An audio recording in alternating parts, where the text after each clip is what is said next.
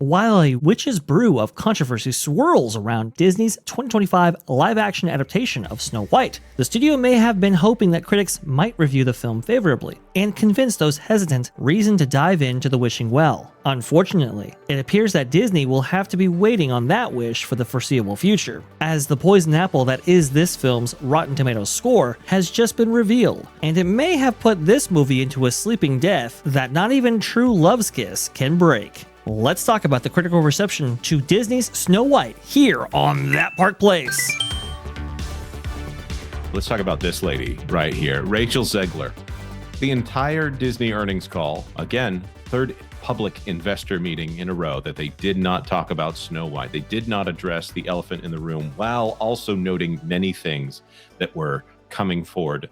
They showed a clip of Lilo and Stitch on the earnings call, rather than talk about Snow White. Now, they did include a little bit of it in the sizzle reel here, but this movie, which is it's coming out on Friday the 21st, does not look like it's going to be doing as well as even Mufasa, which came out in November, maybe early December of 2024 here, and is already getting, let's see here, by the way, from Marvin Montanaro, Snow White bombs on Rotten Tomatoes. Critics rip apart Disney's latest remake starring Rachel Zegler, despite early hype. Where is it? 49% as of the publishing of this article right here, despite the fact that Rachel Zegler is supposed to be a supernova. My goodness. If Disney's going to make fake press, why would you use the word supernova when describing a person who probably is responsible for lopping off an easy 200 million off of the box office here? By the way, just an update, that was at about 90 reviews there. Am I blind? I'm having trouble seeing it here. 88 reviews, and now at 126 reviews at this point. This thing is at 46%. So gone are the questions of, if this was a good movie, did Rachel Zegler just get in the ways of the press, get in the way of everyone possibly going to enjoy this film? It now has a 46% splat on it. Are you looking forward to your screening, Vash? Yeah, a screening that's supposed to take place in about 3 hours, roughly.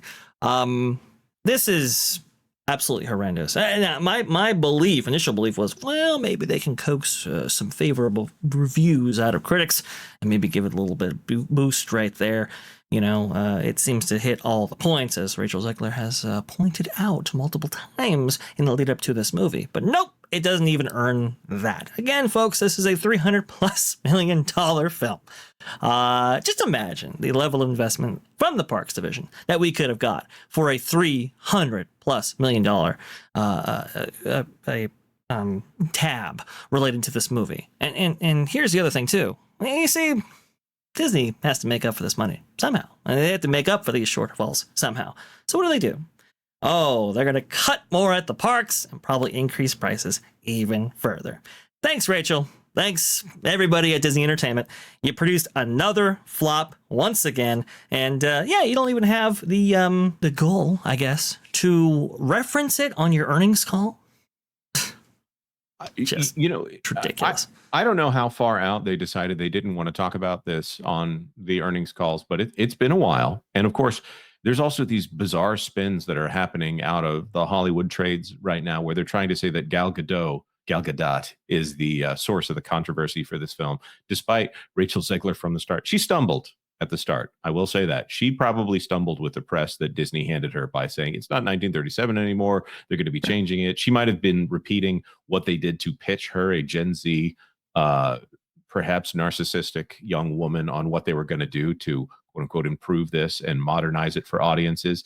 But she kept going, implying that her male co-star might be cut from the film, making comments about half of the country from a political standpoint, making comments about geopolitical, that's a nice way to say, wars that are going on in other parts of the world, of which her co-star is on the opposite end of it, just being nasty in general, or the fact that just the other day she got on somebody in the comments on one of the Disney videos talking about her performance, that they said that she wasn't a soprano, and she directly responded to someone to say, I'm a soprano, actually. I'm like, go ahead. I think it was. I'm a soprano, okay? And guess what? West Side Story, it's streaming on Disney Plus right now. Yeah, that's what people wanted to see. A lot of narcissistic people out there, and I'm not diagnosing anyone here, but in my life, when I've encountered narcissistic people, they are sure that if you knew as much as they do, you would know that they're correct, as opposed to accepting the feedback. Right. We're going to talk more about some of her comments here in a little while, but 46% on Rotten Tomatoes. I don't want to say I feel vindicated on this, but I do feel a lot better about the analysis that we have put into this film over the last 2 years, or at least the media around this film, which, by the way, is part of Disney's performance. All of the things that they do are meant to tell a narrative about the film. This film does not exist in a vacuum. This is not one that you show up not aware. This is not a surprise film that shows up on Netflix one day. Everything from casting to crew is meant to say to you, this is the film that you are a part of. This is your history if you were a Disney fan. So don't try to tell me we're not allowed to analyze the media around the film as well as the film itself. This, I'm sorry, I keep calling it a film. Looks like content to me. Yeah. Brand deposit, I believe, is what the corporate speak for something like this is. And as brand deposit, it's supposed to reinvigorate a franchise like Snow White. It's supposed to get people excited about Snow White again. And it did nothing of the sort. In fact, it may have actually damaged the original Snow White brand. So good work there. That's absolutely fantastic. But yeah, this film was announced in 2021, right? This was a very big hyped film. Obviously a reimagining of what Snow White and the Seven Dwarfs that originally came out in 1937. The film that put Disney on the map right here. You had to get this one right. And when we initially heard the original casting of Rachel Zegler, it was, oh, well, I mean, that's a choice. But hey, you know what? Maybe she brings the goods in her actual performance right here. Let's go ahead and give it a chance. I remember at the time that a lot of the conversation and talk surrounding her specific less Snow White fair skin right there went down pretty quickly after the initial buzz surrounding that whole pick right there. And they have just unbelievably mismanaged and mishandled this entire thing. And it's absolutely stunning to get 45% as a debut right here.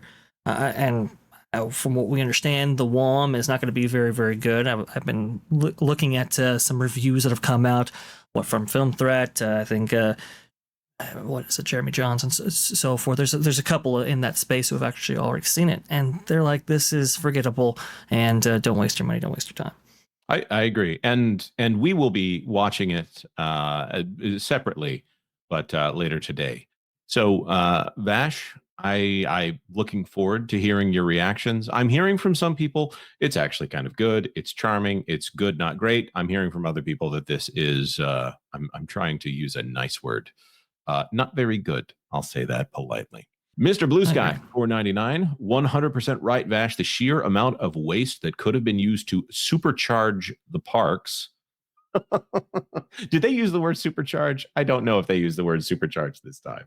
Turbocharged, I believe, is what they use for the parks there. And yeah, I mean, you could have applied a lot there. And here's the thing, folks: if you add them all up, all these box office failures right there.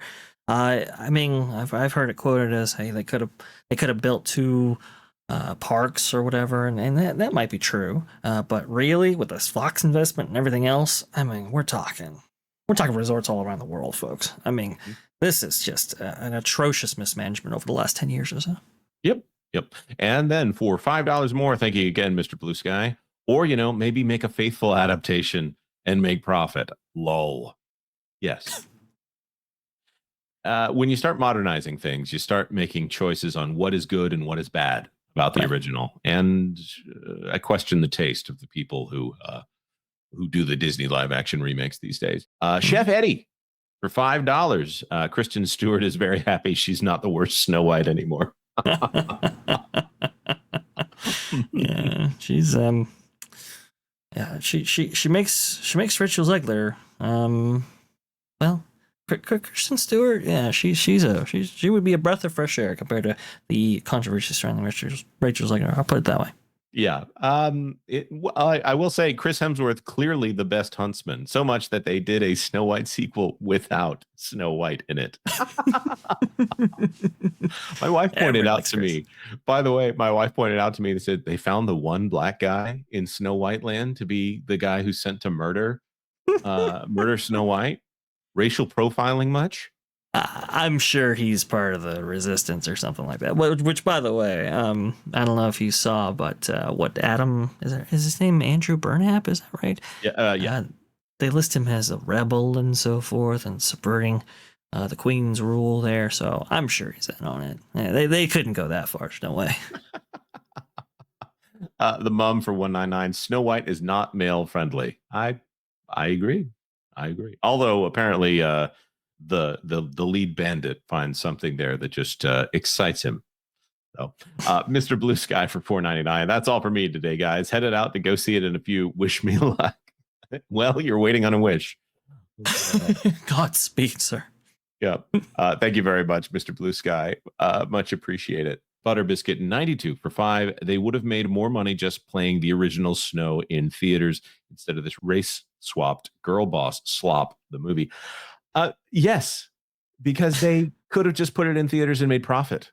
Whereas this thing probably cost $400 million or maybe $350 million. Sometime next year, we'll find out how much this actually cost, minus the marketing spend that they're doing on this. And it sounds like they're doing significant marketing spend because I cannot get these ads off of my feed. So, adjusted for inflation, Snow White and the Seven Dwarfs is the most profitable animation film of all time. Obviously, that's changed a little bit most recently, but for a while there, it was tops, and nobody could beat it. And largely made off of the re-releases that would occur every 7 years. So you are exactly right. They would have made a whole lot more money if they just released the original, which, by the way, that's what everybody wanted to see when it came to the live-action remake. Mm-hmm. Thanks for watching That Park Plays News. For more information, consider checking out www.thatparkplace.com. And don't forget to subscribe, share, like, and send this out on your favorite social media accounts.